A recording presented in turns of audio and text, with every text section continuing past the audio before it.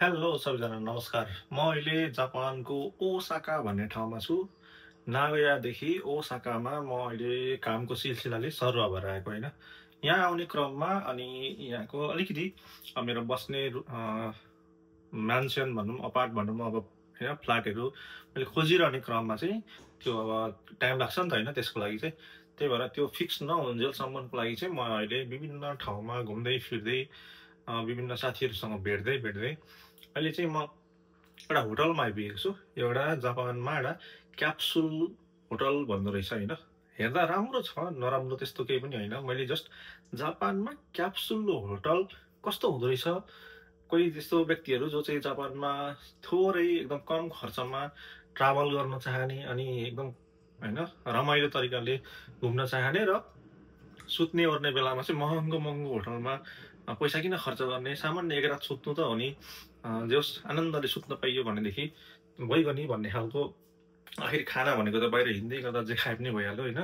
Just आनन्दले सुत्ने अनि लुगासुगा फेर्ने, धुने अनि नुहाउने होइन, टोइलेट सोइलेट जाने गर्ने कुरामा चाहिँ त्यस्तो समस्या नहोस् रातिको लागि भनेर एकदम कम खर्चमा कोही त्यस्तो सोच्नुहुन्छ भने चाहिँ उहाँहरूको लागि पनि काम दियोस् भनेर मैले यो भिडियो बनाएको। जापानमा क्याप्सुल होटल भनेर चाहिँ कस्तो हुँदो रहेछ भनेर तपाईँहरूलाई मैले यहाँ देखाउन गइरहेको छु। म अहिले एउटा होटलमा छु, ओसाकामा क्याप्सुल होटलमा।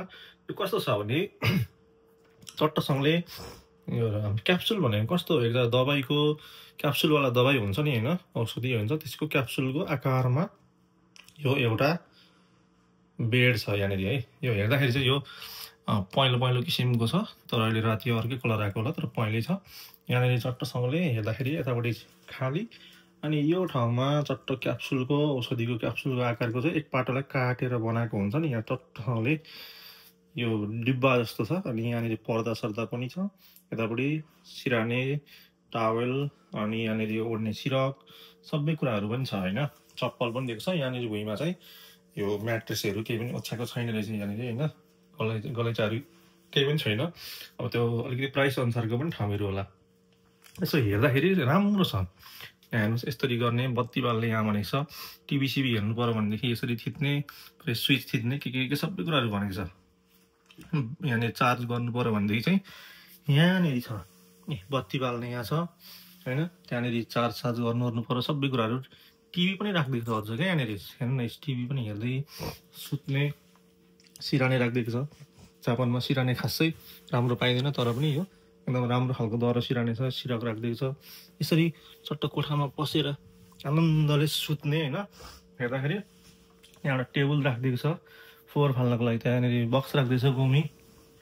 राम्रो छ कि, स्पेस पनि त्यस्तो नराम्रो सानो पनि छैन, गजबको खालको छ। यहाँ यसरी चट्टसँगले आनन्दले सुती टिभी हेर्न पाउने होइन। यसरी चट्टसँगले टिभी हेर्न पाउने राम्रो छ क्या, एकदम सस्तो कम खर्चमा। एकदम मलाई चाहिँ एकदम मन पर्ने किसिमको रहेछ क्या यो चाहिँ है। मलाई चाहिँ एकदम मन पर्यो। यदि जापानमा कोही आउन खोज्दै हुनुहुन्छ, उहाँहरूले चाहिँ एकदम सस्तो राम्रो खालको कम खर्चमा बस्न चाहनुहुन्छ अनि रमाइलो गर्न चाहनुहुन्छ भनेदेखि चाहिँ यस्तो खालको एकजना मात्रै सुत्न मिल्ने, अथवा तपाईँ फ्यामिलीमा कोही हुनुहुन्छ भने चाहिँ दुईजना सुत्न मिल्ने टाइपको क्याप्सुल होटलहरू खोज्नु भयो भनेदेखि चाहिँ खानेकुराहरू बाहिरबाट किनेर ल्याएर खाए पनि भयो, अथवा बाहिरै खाएर आएर यहाँ आएर जस्ट आराम गर्ने, सुत्ने, नुहाइधुवाइ गर्ने, चट्टसँगले रेस्ट गर्ने, एक रात कटाउने, त्यस्तो गर्नुभयो भने हुन्छ आनन्दको। मलाई चाहिँ मन पर्यो है। ल यस्तो रहेछ।